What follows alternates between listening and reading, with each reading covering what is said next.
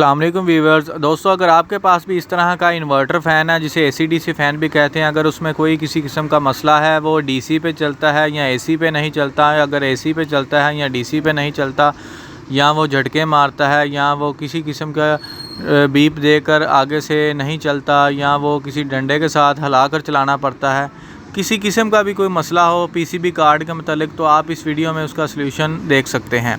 तो ये हमारे पास पहला जो फ़ाल्ट है वो ये है कि ये हमारा पंखा डीसी साइड से तो बिल्कुल ठीक ऑपरेट हो रहा है, चल भी रहा है, मगर जब हम इसको बिजली वाली साइड पे चलाते हैं तो ये बीप देता है, मगर प्रॉपर चलता नहीं, थोड़ा सा हिल के दोबारा फिर बीप देना शुरू कर देता है। तो इसी तरह ये कंटिन्यूसली इस तरह चलता रहता है। तो इस आप सर्किट में देख रहे हैं, ये डीसी साइड है जहाँ पे हमारी ये रिले लगी हुई है। तो इसके साथ ये आप देखें, ये हमारा सेंसर है। तो इसके नीचे देखें हमारे जो तीन जो है FET लगे हैं, और ये 3 पॉइंट वाला जो ग्रिप है, ये तीनों एक एक पॉइंट को चला रहे हैं जहाँ से हमारी मोटर को तारें जाती हैं, और वो हमारा 3 फेस एक लाइन बनती है जिससे हमारी मोटर ऑपरेट होती है। तो ये ग्रिप लगता है मोटर का इसमें। तो फिर ये हमारा डीसी साइड और एसी साइड से चलता है। इस किट के 2 सेक्शन होते हैं, एक एसी साइड और एक डीसी साइड। तो अभी हमने मोटर की जगह ये हमने 3 जो है ना बल्ब वाला एक सर्किट बनाया हुआ है, जो हम इसको चेकिंग के लिए इस्तेमाल करते हैं। ये हमारी एसी साइड है, इसके करीब आप देख सकते हैं ये फ्यूज़ है, उसके बाद एक वरिस्टर लगा है, तो थरिस्टर के बाद ये ब्रिज रेक्टिफायर है, और ये हमारा हाई वोल्टेज 400 वोल्ट वाला कैपेसिटर है, और इसकी स्विचिंग मॉसफेट है। और उसके बाद हमारी ये जो देखें एक मॉसफेट को कंट्रोल करने वाली एक छोटी सी चिप है, छोटा कैपेसिटर है, और फिर हमारी ये चौक है जहाँ से हमारे 12 वोल्ट बनते हैं, और यहाँ से एसी से डीसी होता है। तो इसकी फीडबैक के लिए ये देखें एक 3 पॉइंट वाला एक छोटा सा ट्रांसिस्टर है 431, और उसके बाद हमारा एक ऑप्टो कपलर लगा हुआ है। यहाँ से हमारी 12 वोल्ट की या 14 वोल्ट की फीडबैक आती है, जहाँ से हमारा ये इधर वाला हिस्सा पूरी स्विचिंग ऑन ऑफ करवाता है। तो हमारा ये एसी से 220 से 12 वोल्ट या 14 वोल्ट या 16 जितना भी है हमारा ये डीसी करंट बनता है, अगर हमने एसी से हमारा पंखा चलाना हो। तो अगर डीसी से चलाना हो तो हम उधर से ही डीसी वायर जो जिस पे सोलर का निशान बना हुआ है, तो उधर से हम डीसी पावर देंगे तो हमारा पंखा चल जाता है। तो अभी हमने ये 2 तारें ली हैं जिनमें डीसी करंट है, आप देख सकते हैं इनमें हमने हाथ भी लगाया हुआ है, ये 12 वोल्ट हैं।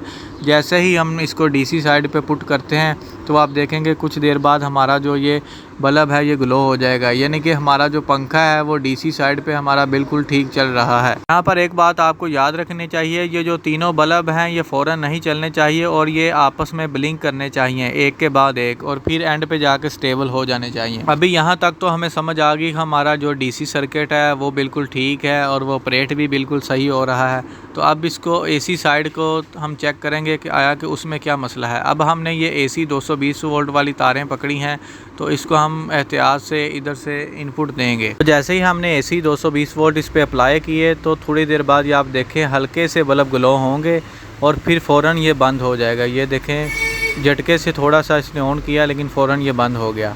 इसका मतलब है कि ये डीसी करंट पे पावर तो दे रहा है, मगर बिल्कुल कम दे रहा है, जिसकी वजह से हमारी डीसी साइड ऑपरेट नहीं हो रही। इसके एसी वाली साइड पे मसला है, यानी कि किट के 2 पोर्शन होते हैं, एसी साइड और डीसी साइड। तो अभी इसके एसी साइड पे मसला है, ये देखें कोशिश करता है मगर चलता नहीं। तो दोस्तों अब हम इसका फॉल्ट ट्रेस करेंगे, मगर सबसे पहले आपने ये हाई वोल्टेज वाला कैपेसिटर है इसको हाथ नहीं लगाना है, इसको फ़ौरन आपने डिस्चार्ज करना है, क्योंकि इसके अंदर करंट थोड़ा सा जमा होता है। सर्किट की एसी साइड को चेक करने के लिए हम सबसे पहले इसको पलटा लेंगे, और हम इसको एसी वाली साइड पे अब इसकी पावर दे देंगे। याद रखें आपने पावर जो देनी है इसको इनपुट वाली साइड पे वो हमेशा सीरीज़ बोर्ड से देनी है। हम जैसे ही अपनी पावर इनपुट इसको देते हैं, उसके बाद अपने मल्टीमीटर को डीसी वोल्टेज पर सेट कर लेते हैं, और जैसे ही हम इसके हाई वोल्टेज कैपेसिटर पे करंट देखते हैं तो 288 वोल्ट 86 वोल्ट हमें करंट मिलता है, जो बिल्कुल ठीक है। तो अभी इसके लो वोल्टेज कैपेसिटर जो देखें, जो छोटा कैपेसिटर लगा होता है उस पर 12-14 वोल्ट स्टेबल नहीं है, यानी कि ये फ्लिकरिंग है, ये ब्लिंक कर रहे हैं वोल्टेज।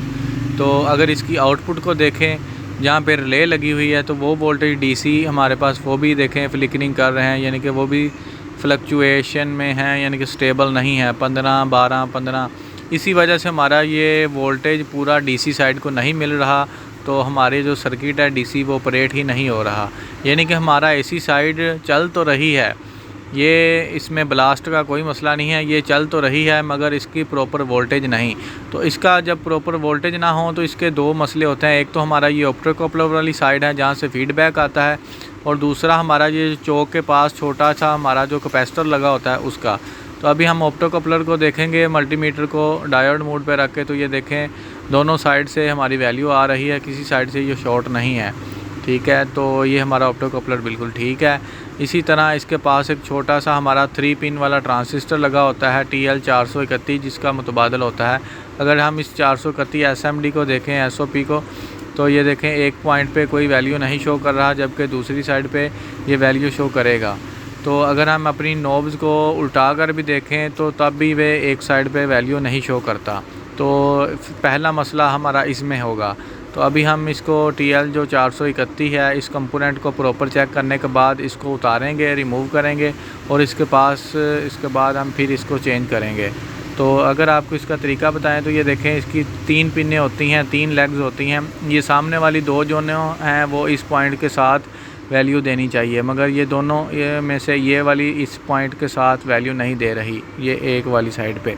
अगर आपको प्रैक्टिकल के तौर पर दिखाया जाए तो ये हमारे पास एक और PCB है। हम आपको इसकी जो TL431 है इसकी आपको वैल्यू चेक करवा देंगे। ये हमने पिन नंबर 1 पे रख ली, और ये देखें दोनों तरफ ऑपोजिट वाली साइड पे दोनों तरफ हमारी जो रीडिंग है वो आ रही है, यानी कि ये हमारा जो TL431 है वो हमारा ठीक है। तो उस पुरानी किट में जो है ना वो हमारा नहीं ऑपरेट हो रहा। ये हमने रिवर्स पोलैरिटी में भी आपके देखें प्रोब लगा के देखी है मल्टीमीटर की, तो हमारा दोनों तरफ अभी भी ये वैल्यू आ रही है। तो अब हम इसी मुताबिक जो है ना अभी जो हमारा ये PCB है इसकी हम TL431 है जो ये लगी हुई है ट्रांजिस्टर, इसको हम जो है चेंज कर देंगे। तो चेंज करने के लिए सबसे पहले हम इसको सोल्ड करेंगे हल्का सा, और फिर इसको ट्वीज़र की मदद से इसको उठा लेंगे, और इसकी जगह जो है हम फिर नया रिप्लेस करेंगे। तो ये हमने पुराना निकाल दिया है, ये हमारे पास नए पड़े हैं, तो हम इसमें से एक पीस निकालेंगे और इसको दोबारा उसी जगह पर उसी डायरेक्शन में लगा देंगे। तो लगाने के बाद आप देखें अब हमारी वैल्यू दोनों तरफ आनी शुरू हो गई है। इसका मतलब है कि हमारा ये मसला यहाँ से ठीक हो गया है।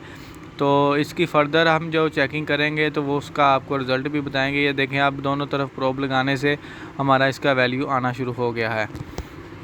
अभी हमने ये 3 पिन वाला जो है PCB मोटर वाला जो हमने एक बल्ब बनाए हुए हैं, तो इसका हमने स्विच लगा दिया है। तो इसको हम दोबारा जो है इसको ऑपरेट करवा कर देखते हैं 220 वोल्ट AC देकर क्या हमारी ये साइड ओके हुई है या नहीं।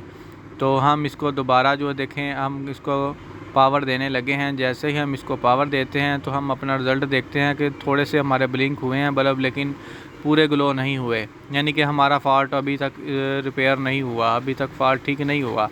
तो अभी हम दूसरा स्टेप इसका करेंगे। तो हमारा एक स्टेप था वो तो हमारा ठीक हो गया जिसमें मसला था। अब हमारा दूसरा स्टेप है कि कस्टमर ने कहा था कि हमने इस सर्किट बोर्ड को पहले भी रिपेयर करवाया था, तो इसका आपको एक और इसका फॉल्ट दिखाते हैं।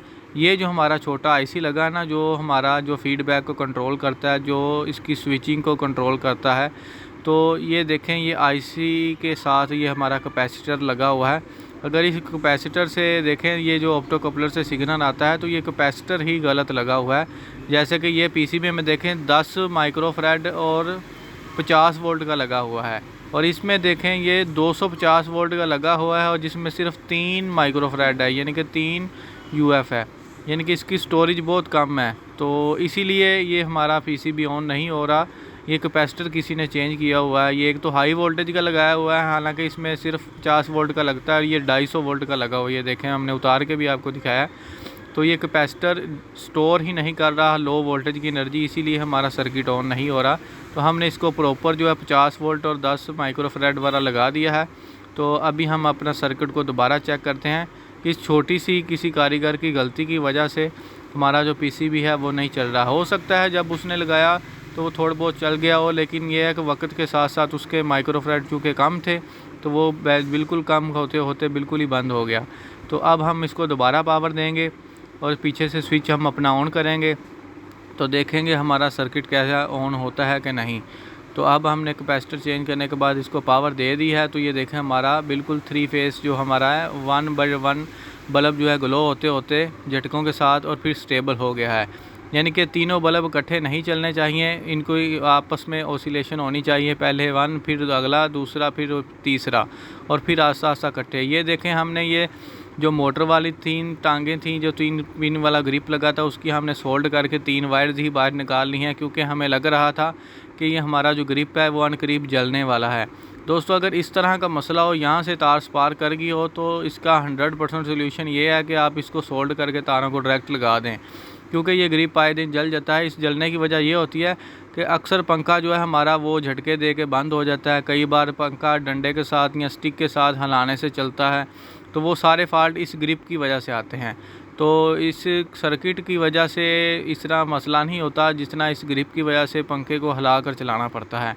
तो हमारा सर्किट भी ओके हो गया, और हम इस ग्रिप का जो मसला बनता था, जो इसको हिलाना पड़ता था, उसके लिए हमने 3 वायर्स निकाल ली हैं, जिसको हम सोल्ड किए हुए हैं किट की दूसरी तरफ पीसीबी के। तो इसके बाद जो है हम ये तीनों वायर्स अपनी मोटर के साथ लगाएंगे, और जो पंखे के साथ ग्रिप लगा हुआ है हम उसको ख़त्म कर देंगे।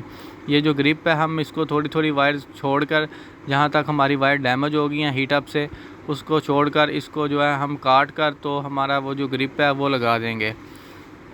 अगर आपके पास दूसरा ग्रिप मौजूद है तो आप लगा सकते हैं, लेकिन हम रिकमेंड यही करते हैं कि आप ग्रिप निकाल दें, तो आप वो डायरेक्ट दोनों का आपस में कनेक्शन जोड़ लगा दें, ताकि अच्छे से लगाया गया जोड़ कभी कमज़ोर नहीं होगा। ग्रिप जो है वो आए दिन कोई ना कोई मसला निकाल देता है, या उसमें कोई पिन लूज़ हो जाती है तो वो जल जाता है।